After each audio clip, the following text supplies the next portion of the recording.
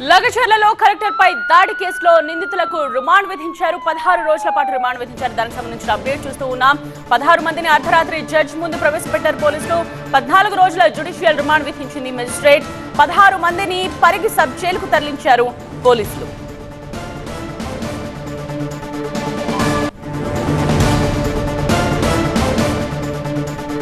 వీడియోల ఆధారంగా నిందితులను గుర్తిస్తున్నారు పోలీసులు. ఇప్పటి వరకు 55 మందిని అదుపులోకి తీసుకుని ఇంట్రాగేట్ చేస్తున్నట్టుగా తెలుస్తోంది. 39 మందిని ప్రశ్నించి సంతకాలు తీసుకుని వదిలేశారు పోలీసులు. 16 మందిని కోర్టులో హాజరుపరిచి భారీ బందోబస్తు మధ్య జైలుకు తరలించారు పోలీసులు. దాడి వెనుక కుట్ర ఉందన్న కోణంలోనే దర్యాప్తు జరుగుతోంది. ముందుగానే కారం కర్రలు తెచ్చిపెట్టారని గుర్తించారు.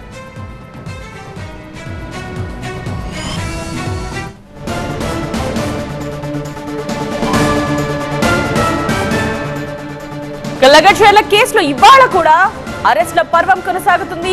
కీలక సూత్రధారి భోగమోని సురేష్ కోసం ప్రస్తుతం పోలీసులు గాలిస్తున్నారు.